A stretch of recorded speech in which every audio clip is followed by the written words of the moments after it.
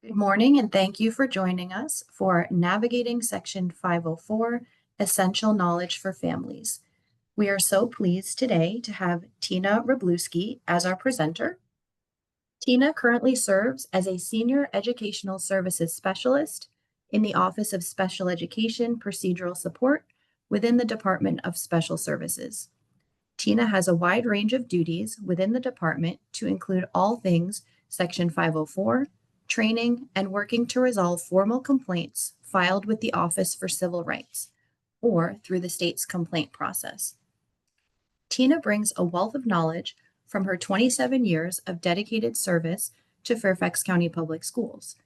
Throughout her career, she has held a variety of positions, including special education teacher, high school special education department chair, and assistant principal.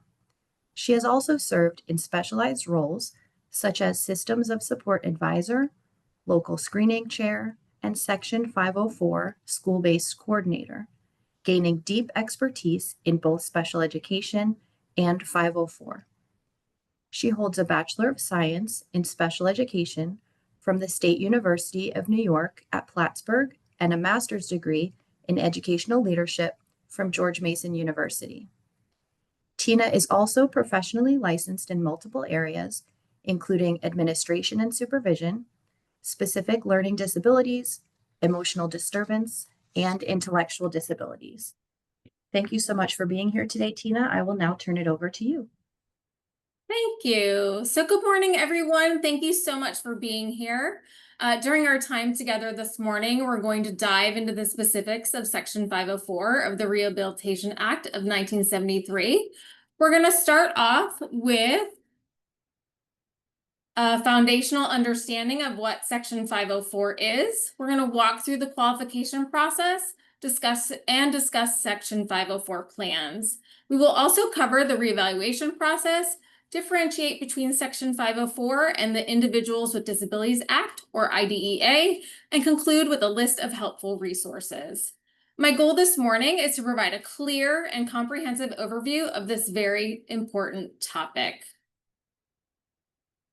So what is Section 504? Section 504 of the Rehabilitation Act of 1973 is a civil rights law that prohibits discrimination against individuals with disabilities. The core principle of Section 504 is to ensure that no qualified person with a disability is excluded from, denied the benefits of, or subjected to discrimination under any program or activity that receives federal financial assistance. For our purposes this morning, we'll be speaking in the context of education, meaning that any educational institution that receives federal funding must provide students with disabilities a free, appropriate public education, commonly known as FAPE. Section 504 ensures that the needs of students with disabilities are met as adequately as the needs of their non-disabled peers by primarily focusing on the provision of accommodations within the general education curriculum. So how does one qualify under Section 504? This is a collaborative process which begins when there is a reason to suspect that a general education student has a disability and needs accommodations, modifications, and/or services in order to access the programs and activities offered by Fairfax County Public Schools. Given this suspicion, a referral should be made to the local screening committee, or LSC, at your child's base school for review. Referrals can be made either orally or in writing. It can be done by a parent, a private practitioner, a counselor, a teacher, or any other individual. Following a referral, the local screening committee, or LSC, must convene within 10 business days to review the referral information. This meeting is a critical step in determining the appropriate next course of action for the student. The purpose of the LSC is to review records and other performance evidence of students being referred to make recommendations to meet the student's educational and behavioral needs and/or determine whether an evaluation for special education and/or a qualification under Section 504 is warranted. So let's review who actually attends a local screening meeting. Participants will include a principal's designee, a general education teacher of the student, a special education teacher, the school psychologist, a school social worker, and the person initiating the referral as appropriate, and other staff members also as appropriate. Additional staff members is dependent on the concerns regarding the student. For example, if there are communication concerns, a speech and language pathologist would be invited to the meeting. Parents are notified of this meeting and are encouraged to attend and participate. Parents are encouraged to complete the parent-guardian input form as a means to help document your concerns. Completion of this form is also helpful in the event that a parent cannot attend the meeting. It is important to note that given the legal nature of the 10 business day timeline from referral, the meeting cannot be postponed if a parent cannot attend. The local screening committee will determine one of the following outcomes. The local screening committee team may conclude that an evaluation for special education services under the Individuals with Disabilities Education Act, or IDEA, is not necessary at the time of the meeting. Or the local screening committee may conclude that there is a need for a formal evaluation to determine eligibility for special education services under IDEA. In addition, the LSC may conclude that the student should be referred to other school-based support resources designed to help students within the general education environment. Examples include maybe a child study team or a multi-tiered systems of support, or MTSS team. The local screening team may also conclude after their data review and evaluation to move forward to consider Section 504 qualification. If the local screening committee determines that they'd like to move forward to consider Section 504 qualification, it will be important to understand the definition of a student with a disability under Section 504. When the local screening committee determines to move forward with that consideration of initial qualification under Section 504, the committee must determine if the student meets all of the Section 504 criteria. To qualify under Section 504, the committee must find that the student has a mental or physical impairment that impacts a major life activity. It's important to note that students with temporary impairments, such as a broken arm or a broken leg or a concussion, should not be evaluated under Section 504. Under Section 504, a person is considered to have a disability if they have a physical or mental impairment that substantially limits one or major life activities. This definition also extends to individuals with a record of such impairment or those who are regarded as having such an impairment. Let's explore key components of this definition. First, let's take a look at a physical impairment. A physical impairment refers to any physiological disorder, condition, cosmetic disfigurement, or anatomical loss affecting one or more of the following bodily systems: neurological, musculoskeletal, special sense organs, cardiovascular, reproductive, digestive, hemic or lymphatic, skin, and endocrine. Some examples of a physical impairment might be diabetes, chronic migraine headaches, multiple sclerosis, or a vision impairment. Now let's take a look at the mental impairment component of this definition. A mental impairment refers to any mental or psychological disorder, such as intellectual disabilities, organic brain syndrome, emotional or mental illness, or specific learning disability. Some examples of a mental impairment may be attention deficit hyperactivity disorder, commonly known as ADHD, a neurological disorder, anxiety, depression, dyslexia, or learning disability. Now let's dive into the substantially limits component part of this definition. Section 504 does not define substantially limits. However, when considering substantial limitations, students must be measured against their same age, non-disabled peers in the general population and without benefit of medication or mitigating factors. Other key factors include an impairment that substantially limits one major life activity does not need to limit other major life activities, and an impairment that is an episodic or in remission is considered a disability if it would substantially limit a major life activity when it is active. The last component of this definition is the major life activities. While it's not an exhaustive list, major life activities include self-care, performing manual tasks, walking, seeing, hearing, speaking, breathing, working, learning, eating, sleeping, standing, lifting, bending, reading, concentrating, thinking, operation of a bodily function, and communicating.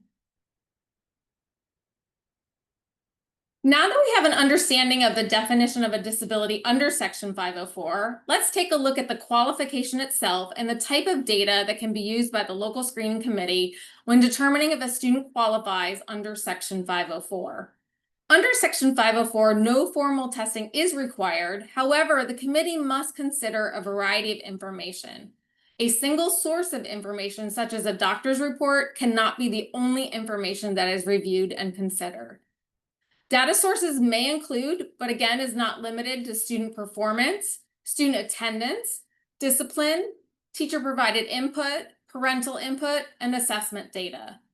Upon review of the data, the committee must determine if any additional data is needed to make an initial qualification determination. If additional information is needed, the committee will need to propose the required assessments and obtain parental consent to conduct the determined evaluations.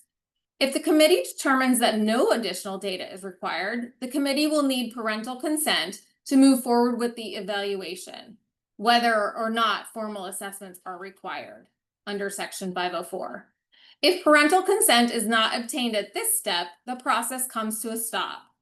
If parental consent is provided, the committee may immediately move forward to the 504 consideration.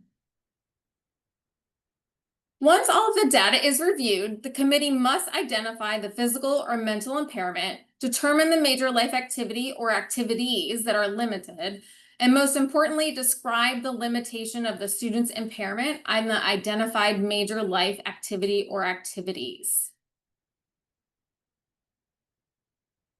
If the committee determines that a student does qualify under Section 504, a separate group of individuals or knowledgeable committee will come together within 30 calendar days of the initial qualification to determine if the student requires a 504 plan with accommodations due to their documented disability. Upon the scheduling of this meeting, you'll be provided with procedural safeguards as well as an optional parent input form. The knowledgeable committee must include a principal's designee, a general education teacher, and while parents are invited and encouraged to participate, they are not a required member of this committee. Depending on the needs of the student, other staff such as psychologist, social worker, or service provider may be invited to attend. Students are also encouraged to attend as their input regarding their needs is key.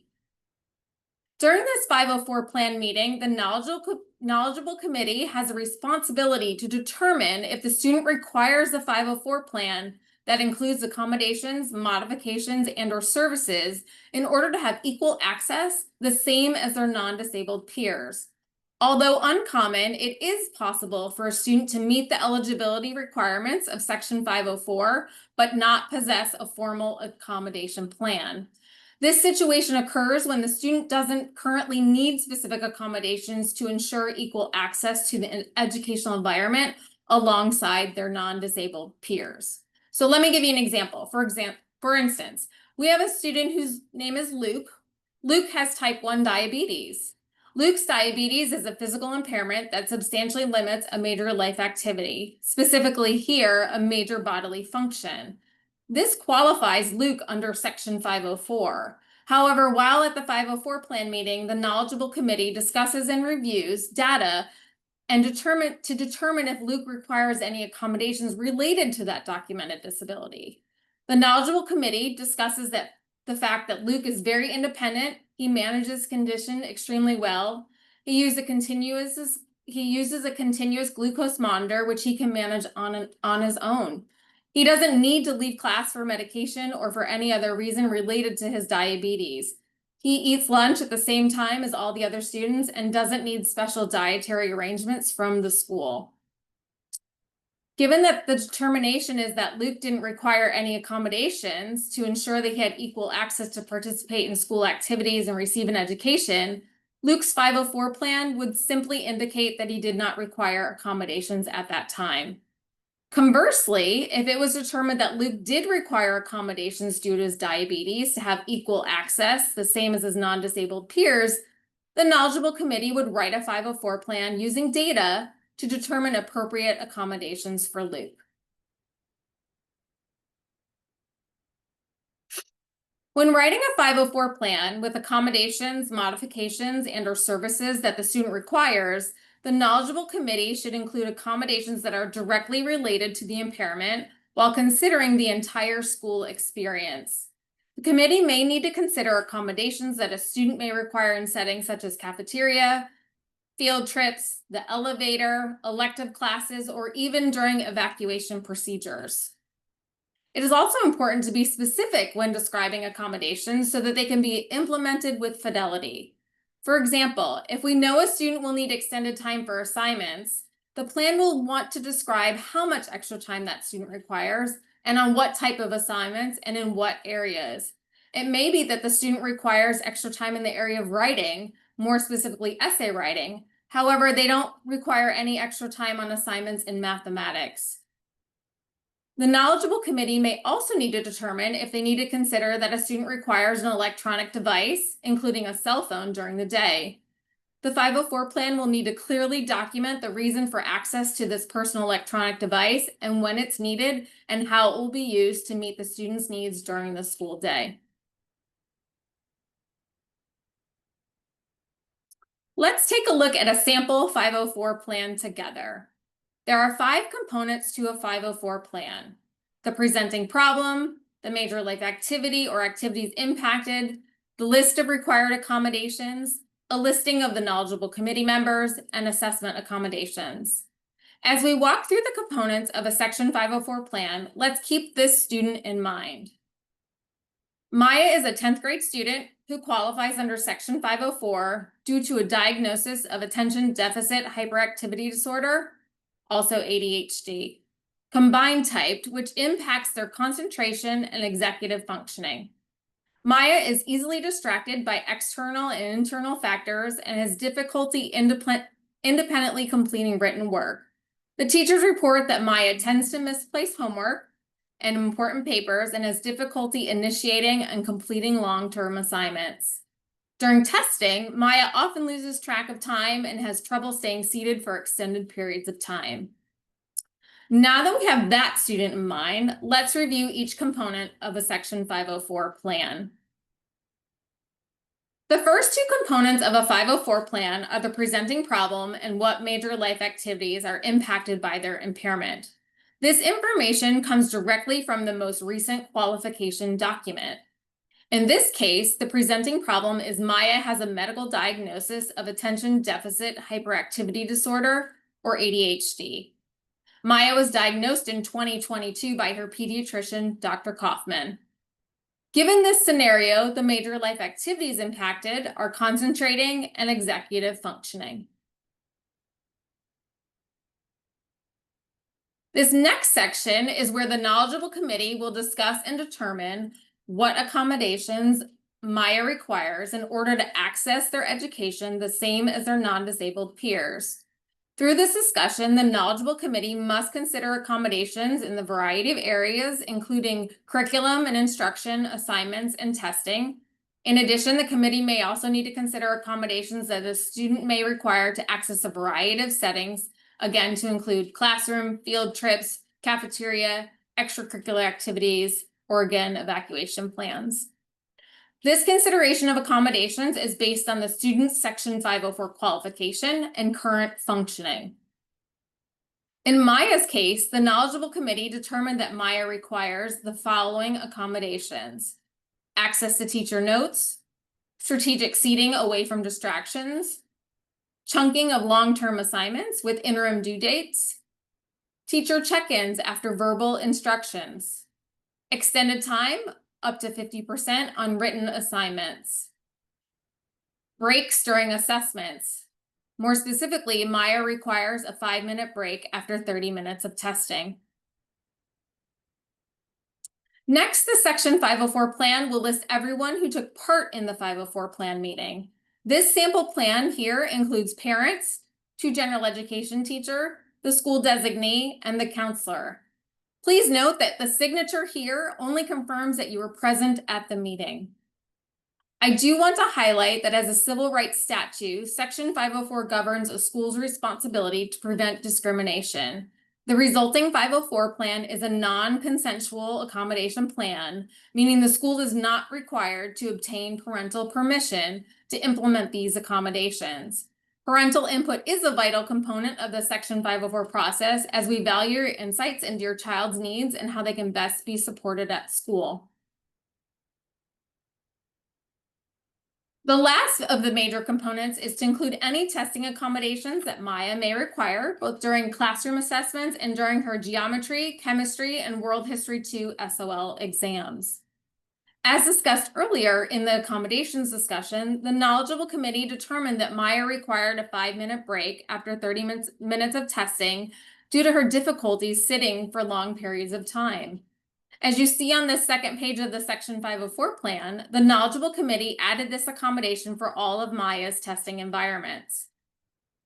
During this section of the 504 plan, it is possible that the knowledgeable committee determines that testing accommodations were considered but not selected, or that the knowledgeable committee also may need to determine if they require any additional accommodations on classroom tests, but not on SOL tests.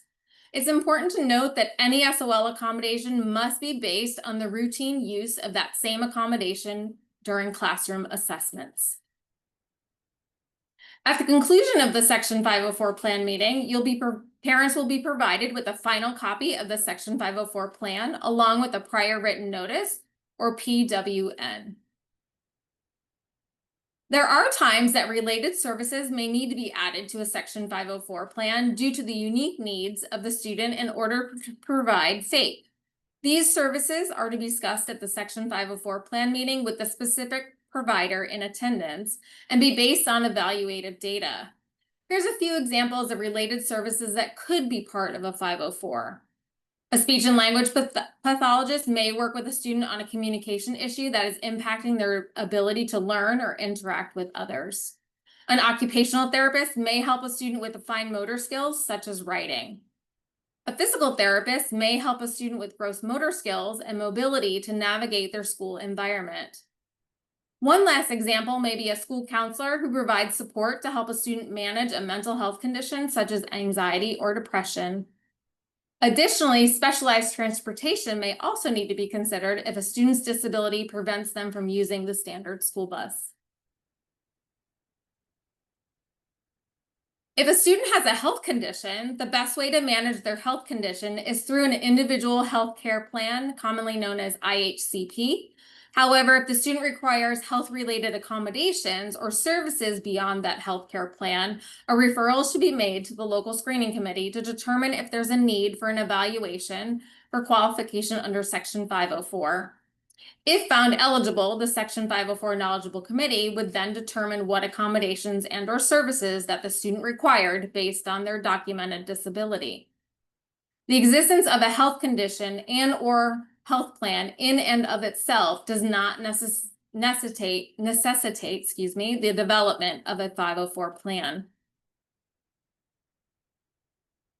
Section 504 plans are reviewed yearly to make sure that the accommodation plan is appropriate based on the current needs of the student.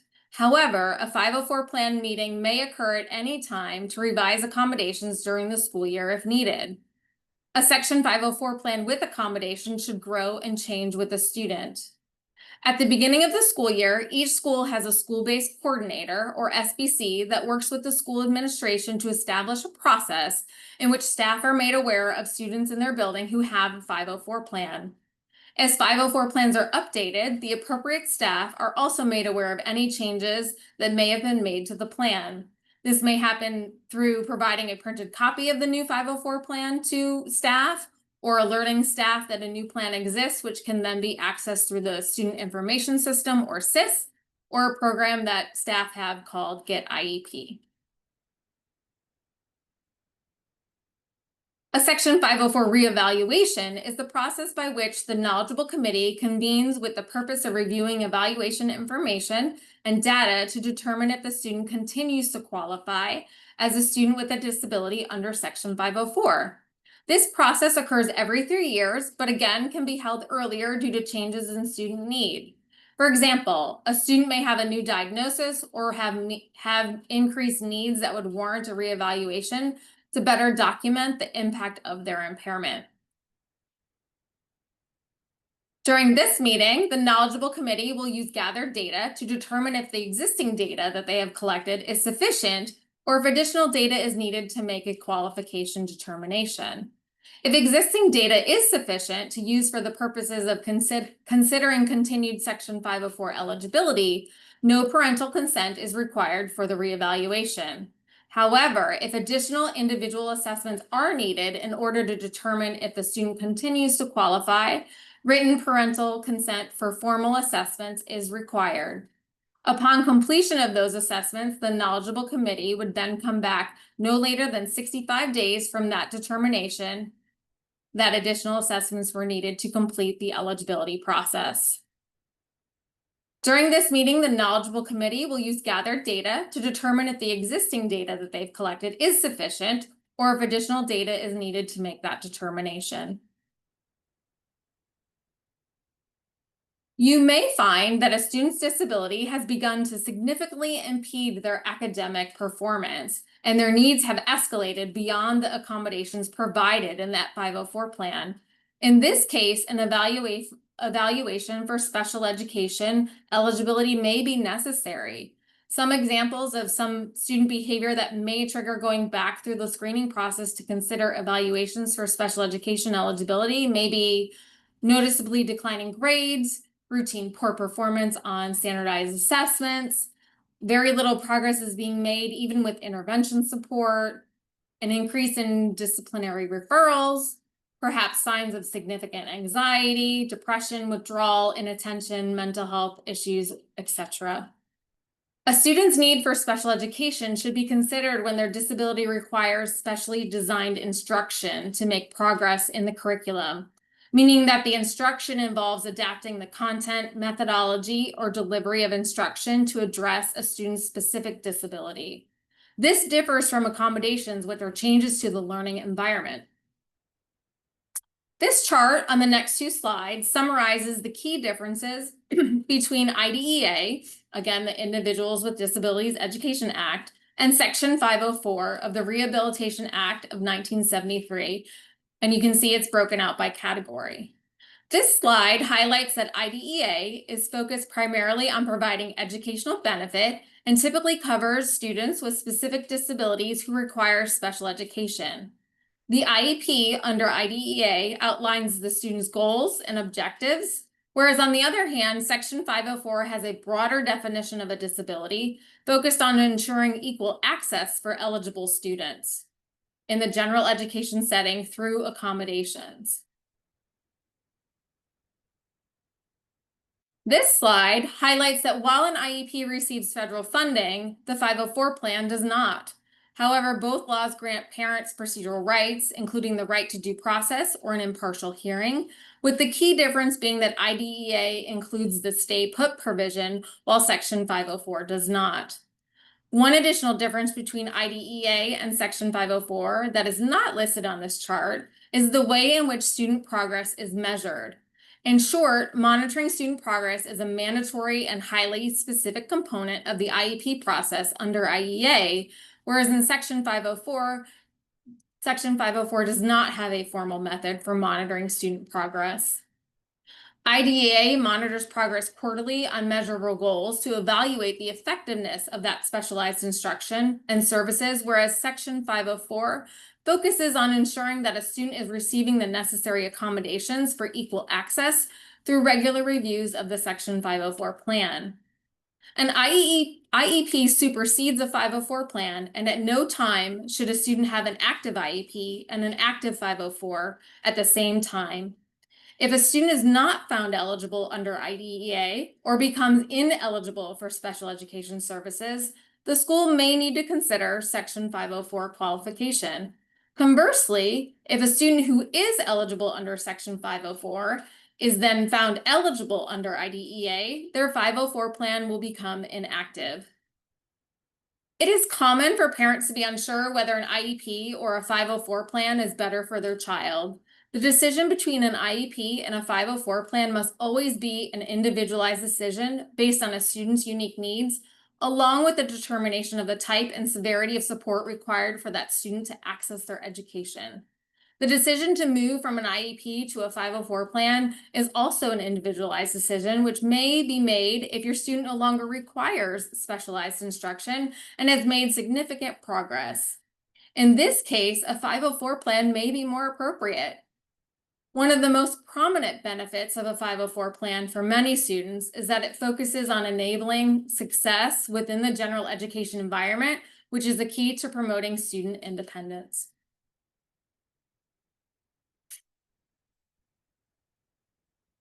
There's a variety of resources available to you as you navigate to your child's educational needs.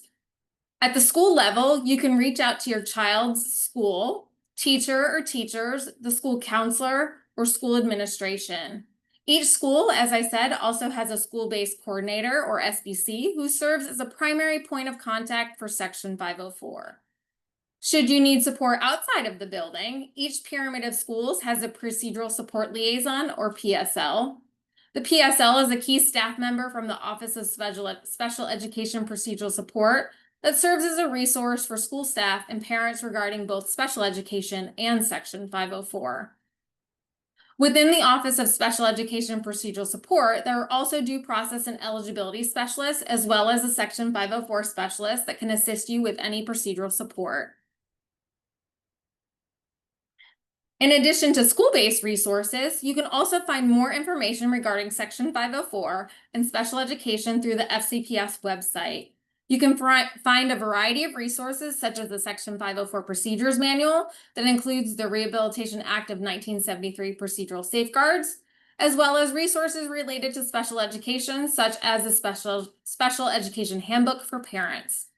To find the resources mentioned, please visit the FCPS website, fcps.edu, and enter in resources to support special education and Section 504 plans into the search feature. This will allow you to see all of the items mentioned in one place. If you simply just want to type in Section 504 into the search bar, it will take you to certain items, but it won't take you to everything I mentioned here. Lastly, for more information regarding civil rights, you can connect with the U.S. Department of Education's Office for Civil Rights, or OCR. While I know we had a full hour, Section 504 isn't as lengthy as special education, so this actually does bring us to the conclusion of the presentation portion of the webinar. I do want to thank you all for joining us today. We've covered a lot of ground. We've explored an understanding of what a disability is under Section 504. We've walked through the referral and evaluation process to the development of a 504 plan with reasonable accommodations.